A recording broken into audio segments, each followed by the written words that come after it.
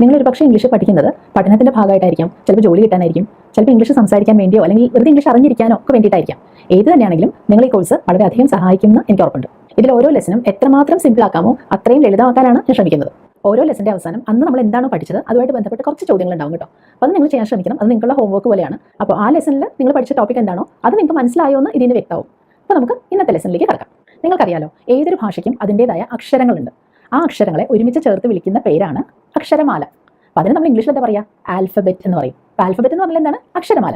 അപ്പോൾ ഇംഗ്ലീഷ് ആൽഫബറ്റിൽ കുറേ അക്ഷരങ്ങളുണ്ട്. എത്ര അക്ഷരങ്ങളുണ്ട്? 26 അക്ഷരങ്ങളുണ്ട്. അത് ഏതൊക്കെയാണ്? ഇവിടെ കാണാലോ, ABCD തുടങ്ങി Z വരെയുള്ളതാണ് 26 ഇംഗ്ലീഷ് അക്ഷരങ്ങൾ. അപ്പോൾ ഇപ്പോൾ നിങ്ങളൊരു കാര്യം കണ്ടില്ലേ, അതിൽ ഒരു 5 എണ്ണം മാത്രം ഞാൻ ചുവപ്പ് മഷിയിൽ എഴുതി. അതെന്താ അങ്ങനെ? ഏതൊക്കെയാണ് അക്ഷരങ്ങൾ ശ്രദ്ധിച്ചോ? A, E, I, O, U. അപ്പോൾ ഈ അക്ഷരങ്ങളൊക്കെ സ്വരാക്ഷരങ്ങളാണ്. ഏതൊക്കെയാണ്? A, E, I, O, U. ഈ സ്വരാക്ഷരം എന്ന് പറഞ്ഞാൽ എന്താണ്? ഞാൻ പറയട്ടെ. മലയാളത്തിൽ നമുക്ക് ആകെ 51 അക്ഷരങ്ങളുണ്ട്. അതിൽ നമ്മൾ ആദ്യം എഴുതുന്ന 15 അക്ഷരങ്ങളില്ലേ, ഈ തുടങ്ങിയുള്ളത്, അതിനെ സ്വരാക്ഷരങ്ങൾ എന്നാണ് പറയുന്നത്. അത് കഴിഞ്ഞുള്ള അക്ഷരങ്ങളില്ലേ, ക, ഖ, അതൊക്കെ അത് വ്യഞ്ജനങ്ങളാണ്. അത് കൂടാതെ നമുക്ക് മലയാളത്തിൽ കുറച്ച് ചില്ലക്ഷരങ്ങളുണ്ട്. അപ്പോൾ ഇതേപോലെ നമുക്ക് ഇംഗ്ലീഷിലും സ്വരാക്ഷരങ്ങളും അല്ലാത്തതായ വ്യഞ്ജനങ്ങളും ഉണ്ട്. അപ്പോൾ ഇപ്പോൾ കണ്ട 5 അക്ഷരങ്ങൾക്ക് A, E, I, O, U ഇവയ്ക്ക് ഒരു പേരുണ്ട്. നമ്മൾ അവരെ വവൽസ് എന്ന് വിളിക്കും. വവൽസ്, അത് ഇത്രയേ ഉള്ളൂ സ്വരാക്ഷരങ്ങൾ. അതേപോലെ ബാക്കിയുള്ളതില്ലേ, BCD തുടങ്ങി Z വരെയുള്ളത്, അതിനും ഒരു പേരുണ്ട്, കോൺസണൻസ് എന്ന് വിളിക്കും. അതായത് നമ്മുടെ വ്യഞ്ജനങ്ങൾ, അത്രയേ ഉള്ളൂ. അപ്പോൾ ഈ പേരുകൾ വവൽസ്, കോൺസണൻസ് എന്നൊക്കെയുള്ള പേരുകൾ അറിഞ്ഞിരിക്കേണ്ട ആവശ്യമുണ്ടോ? ഒരത്യാവശ്യമില്ല കേട്ടോ. അറിഞ്ഞിരിക്കുന്നത് നല്ലതാണ്. അപ്പോൾ നമുക്ക് അറിഞ്ഞിരുന്നാലും വീട്ടിൽ കുട്ടികളുണ്ടെങ്കിൽ അവർക്ക് പറഞ്ഞു കൊടുക്കാൻ നമുക്കൊരു പിടി ഉണ്ടാവുമല്ലോ, അത്രയേ ഉള്ളൂ. പേരുകളൊന്നും അറിഞ്ഞില്ലെങ്കിലും നമുക്ക് ഇംഗ്ലീഷ് പഠിക്കാൻ സാധിക്കും. അപ്പോൾ ഞാൻ ഈ ആദ്യത്തെ ക്ലാസ്സിൽ തന്നെ ഈ സ്വരങ്ങൾ ഏതാ വ്യഞ്ജനങ്ങൾ ഏതാന്നൊക്കെ പറഞ്ഞതിനൊരു കാരണമുണ്ട്. നമ്മൾ പലപ്പോഴും ഇംഗ്ലീഷിൽ കാണാറുള്ള 2-3 വാക്കുകളില്ലേ, ആൻഡ്, ദ എന്നീ 3 വാക്കുകൾ. ഈ വാക്കുകൾ ശരിയായിട്ട് ഉപയോഗിക്കണമെങ്കിൽ നമുക്ക് അക്ഷരങ്ങൾ തമ്മിലുള്ള വ്യത്യാസം മനസ്സിലായിരിക്കണം. ഏതാണ് സ്വരങ്ങൾ, ഏതാണ് അല്ലാത്തതെന്ന് നമ്മൾ അറിഞ്ഞിരിക്കണം. അപ്പോൾ ഇന്നത്തെ ലെസണിൽ നമുക്ക് ഇപ്പോൾ കാണിച്ചിരിക്കുന്ന 3 വാക്കുകളിൽ ആദ്യത്തെ 2 ഇല്ലേ, ആൻഡ്, ഇത് ഉപയോഗിക്കുന്നതായിട്ട് ബന്ധപ്പെട്ടുള്ള ബേസിക് കാര്യങ്ങൾ നമുക്ക് മനസ്സിലാക്കാം.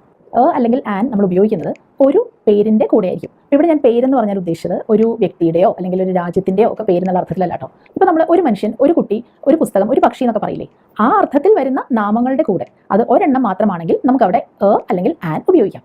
അപ്പോൾ എപ്പോഴാണ് ആൻ ഉപയോഗിക്കുന്നത് എന്നുള്ളതിൽ അടുത്ത ചോദ്യം. അത് ഞാൻ പറയാം. അപ്പോൾ നമ്മൾ ഏത് വസ്തുവിനെ പറ്റിയാണോ പറയുന്നത് അതിനുവേണ്ടി ഉപയോഗിക്കുന്ന ഇംഗ്ലീഷിലെ വാക്കുണ്ടല്ലോ, അത് തുടങ്ങുന്നത് ഈ 5 സ്വരാക്ഷരങ്ങൾ A, E, I, O, U വെച്ചാണെങ്കിൽ നമ്മളവിടെ ആൻ ആയിരിക്കും ചേർത്ത് ഉപയോഗിക്കുന്നത്. അല്ലെങ്കിലോ നമ്മൾ പറയുന്ന വാക്ക് BCD തുടങ്ങി Z വരെയുള്ള ബാക്കി വ്യഞ്ജനങ്ങളില്ലേ, കോൺസണൻസ്, അത് വെച്ചാണ് തുടങ്ങുന്നതെങ്കിൽ നമ്മൾ ആയിരിക്കും അവിടെ ചേർത്ത് ഉപയോഗിക്കുന്നത്. അപ്പോൾ അതിനുള്ള കുറച്ച് ഉദാഹരണങ്ങൾ നോക്കാം. നമുക്ക് ആദ്യം ആപ്പിൾ എന്ന് പറഞ്ഞ വാക്ക് എടുക്കാം. അപ്പോൾ ഈ വാക്ക് തുടങ്ങുന്നത് A വെച്ചിട്ടാണല്ലോ, APPLE ആണല്ലോ. എനിക്ക് പറയേണ്ടത് ഒരു ആപ്പിൾ എന്നാണ് കേട്ടോ. അപ്പോൾ ഒരു ആപ്പിൾ എന്ന് പറയുമ്പോൾ നമ്മൾ വിചാരിക്കും ഇംഗ്ലീഷിൽ 1 ആപ്പിൾ എന്ന് പറയാമെന്ന്. പക്ഷേ സത്യത്തിൽ നമുക്ക് അവിടെ അല്ലെങ്കിൽ ആൻ ഉപയോഗിച്ചാൽ മതി. അപ്പോൾ അതിൽ ഏതാണ് ഉപയോഗിക്കുക എന്നുള്ളത് അറിയാൻ ആദ്യത്തെ അക്ഷരം നോക്കിയാൽ മതി. അപ്പോൾ A വെച്ചാണ് തുടങ്ങുന്നത്, അതുകൊണ്ട് നമുക്ക് ധൈര്യമായിട്ട് ആൻ ഉപയോഗിക്കാം. അപ്പോൾ ഒരു കാര്യം കൂടെ ഞാൻ പറയാം. ഈ ആപ്പിൾ എന്ന് പറഞ്ഞാൽ അവിടെ മലയാളത്തിൽ എഴുതിയിട്ടുണ്ട്. അപ്പോൾ നമ്മൾ ഇംഗ്ലീഷിൽ ആപ്പിൾ എന്നാണ് പറയുന്നത്, മലയാളത്തിൽ നമുക്ക് ആപ്പിൾ എന്ന് എഴുതാനേ പറ്റുള്ളൂ. അതുകൊണ്ട് ഞാൻ അങ്ങനെ എഴുതി. അത് കൂടാതെ ഞാൻ അതിനോട് ചേർത്ത് ആൻ എന്നുള്ള വാക്കും എഴുതിയിട്ടുണ്ട്. അപ്പോൾ ഈ ആൻ ആപ്പിൾ എന്നുള്ളതൊന്ന് ചേർത്ത് പറഞ്ഞ് നോക്കിക്കേ, നമുക്ക് ഒരുമിച്ച് പറയാൻ പറ്റുന്നുണ്ടല്ലേ, ആൻ ആപ്പിൾ എന്ന് പറയാം. അങ്ങനെ പറയാൻ പറ്റുന്നുണ്ടെങ്കിൽ തീർച്ചയായിട്ടും നമുക്കവിടെ ആൻ എന്നുള്ളത് ഉപയോഗിക്കാം. കാരണം അവിടെ ആ ആപ്പിളിന് ആ സ്വരം എന്നുള്ള സ്വരാക്ഷരം വന്നതുകൊണ്ടാണ് നമുക്ക് അവിടെ ആൻ ഉപയോഗിക്കാൻ പറ്റുന്നത്. ഇനി അടുത്തത് നോക്കൂ, എഗ് എന്നുള്ളതാണ് അടുത്ത വാക്ക്. അപ്പോൾ മുട്ട. അപ്പോൾ അതിന് നമ്മൾ എ ആണോ ആൻ ആണോ ഉപയോഗിക്കുക? നിങ്ങൾക്ക് മനസ്സിലായില്ലേ, ആനാണ് ഉപയോഗിക്കേണ്ടത്. കാരണം അവിടെ ഞാൻ എഴുതിയിരിക്കുന്നുണ്ടോ ആൻ എഗ്, അത് നമുക്ക് ഒരുമിച്ച് ആൻ എഗ് എന്ന് പറയാൻ പറ്റും അല്ലേ. അപ്പോൾ ധൈര്യമായിട്ട് നമുക്ക് ഇവിടെ ആൻ ഉപയോഗിക്കാം. ഇനി അടുത്ത വാക്ക് ഐസ്ക്രീം. അപ്പോൾ ഇത് തുടങ്ങുന്നത് I എന്ന് പറഞ്ഞ സ്വരാക്ഷരം കൊണ്ടാണല്ലേ. അപ്പോൾ തീർച്ചയായിട്ടും ആനാണ് പറയേണ്ടത്. എങ്കിലും അതിന്റെ പുറകിലുള്ള കാര്യം ഞാൻ വിശദീകരിക്കുകയാണ്. ഐസ്ക്രീം എന്ന് മലയാളത്തിൽ എഴുതിയിരിക്കുന്നത് കണ്ടോ. അപ്പോൾ അതിന്റെ കൂടെ ആൻ വരുമ്പോൾ നമുക്ക് ചേർത്ത് പറയാൻ പറ്റുന്നുണ്ട്, ആൻ ഐസ്ക്രീം. ആണെങ്കിൽ അത് പറ്റുമോ? ഐസ്ക്രീം എന്ന് പറയാൻ പാടല്ലേ. ആനേ അവിടെ പറ്റുള്ളൂ. അടുത്തത് ഇതുപോലെ തന്നെ ഓറഞ്ച്. അവിടെ O എന്ന് പറഞ്ഞ വവൽ വെച്ചാണ് തുടങ്ങുന്നത്, സ്വരാക്ഷരം. നമ്മളവിടെ ആൻ തന്നെ ഉപയോഗിക്കും. ഇതാ 5ാമത്തെ വാക്ക്. ഞാനിവിടെ പറഞ്ഞിരിക്കുന്നത് കുട എന്നുള്ള അർത്ഥം വരുന്ന അംബ്രേല എന്ന് പറഞ്ഞ വാക്കാണ് കേട്ടോ. അപ്പോൾ അംബ്രേല തുടങ്ങുന്നത് U വെച്ചാണ്. അറിയാലോ, U ഒരു വവലാണ്. AEIOU അവസാനത്തെ അല്ലേ U. അപ്പോൾ നമുക്ക് തീർച്ചയായിട്ടും അറിയാം ആൻ ഉപയോഗിക്കാമെന്ന്. എന്നാലും ഒന്നും കൂടെ ഉറപ്പിച്ചേക്കാം. അംബ്രേല എന്ന് എഴുതിയിരിക്കുന്നത് കണ്ടോ മലയാളത്തിൽ, അതിന്റെ കൂടെ ആൻ കൂടെ വന്നു. ഒരുമിച്ച് പറയാൻ പറ്റുന്നുണ്ടോ? ആൻ അംബ്രേല പറ്റുന്നുണ്ട്. അപ്പോൾ ആൻ തന്നെയാണ് വാക്ക്. ഞാൻ ഇതുവരെയുള്ള വാക്കുകളെല്ലാം ഇങ്ങനെ വ്യക്തമാക്കിയതിന് ഒരു കാരണമുണ്ട് കേട്ടോ. ഈ വാക്കൊന്ന് ശ്രദ്ധിക്കും, യൂണിഫോം. യൂണിഫോം എന്ന് പറഞ്ഞാൽ എന്താണെന്നറിയില്ലേ, നമ്മൾ ജോലി സ്ഥലത്ത് അല്ലെങ്കിൽ സ്കൂളിലൊക്കെ ഇടുന്ന പ്രത്യേകമായിട്ടുള്ള വസ്ത്രമാണ് അത് അല്ലേ. അപ്പോൾ ഈ വാക്ക് തുടങ്ങുന്നത് U വെച്ചാണ്. U ഒരു വവലാണ്, ശരിയാണ്. ഇതെങ്ങനെ മലയാളത്തിൽ എഴുതിയിരിക്കുന്നത് നോക്കൂ. യൂണിഫോം എന്നല്ല ഞാൻ പറഞ്ഞത്, യൂണിഫോം എന്നാണ്. അവിടെ ആദ്യം വന്ന അക്ഷരം U എന്ന സ്വരമല്ല, യാ എന്ന അക്ഷരമാണ് വന്നിരിക്കുന്നത് അല്ലേ. ഇവിടെ നിങ്ങൾ തന്നെ പറയൂ, ഇവിടെ നമുക്ക് ആൻ ഉപയോഗിക്കാൻ പറ്റുമോ? ഇല്ലല്ലോ, കാരണം അവിടെ യാ വെച്ചാണ് തുടങ്ങുന്നത്. അപ്പോൾ ഇവിടെ നമ്മൾ യൂണിഫോം എന്ന് പറയാതെ നിവൃത്തിയില്ല. അപ്പോൾ അതിന് എന്ത് മനസ്സിലാക്കാം, ഈ U വെച്ച് തുടങ്ങുന്ന വാക്കുകൾ കാണുമ്പോൾ തന്നെ ചാടി നമുക്ക് ആൻ എന്ന് പറയാൻ പറ്റില്ല. അവിടെ സ്വരം എന്താണെന്നുള്ളതാണ് ഏറ്റവും പ്രധാനപ്പെട്ട കാര്യം. ആ U വെച്ച് തുടങ്ങുന്ന വാക്ക് അല്ലെങ്കിൽ U എന്ന സ്വരം വെച്ചാണ് തുടങ്ങുന്നതെങ്കിൽ നമുക്ക് അവിടെ ആൻ ഉപയോഗിക്കാം. നേരെ മറിച്ച് U എന്നുള്ള സ്വരമാണ് വരുന്നതെങ്കിൽ നമുക്ക് അവിടെ ആൻ ഉപയോഗിക്കാൻ പറ്റില്ല, ആണ് അവിടെ ഉപയോഗിക്കുക. ഇനി നമുക്ക് വേറെ കുറച്ച് വാക്കുകൾ നോക്കാം. ഒരു കപ്പ്, എന്താ പറയുക, കപ്പ്. കാര്യം മനസ്സിലായല്ലോ, അത് തുടങ്ങുന്നത് C വെച്ചാണ്, വ്യഞ്ജനം, കോൺസണന്റ്. അപ്പോൾ കപ്പ്. അതേപോലെ അടുത്ത വാക്ക് നോക്കൂ, ഒരു വസ്ത്രം, അപ്പോൾ അതിന് എ ഡ്രസ്. അടുത്തത് ഒരു പെൻസിൽ, തുടങ്ങുന്നത് പി വെച്ചല്ലേ, അപ്പോൾ എ പെൻസിൽ.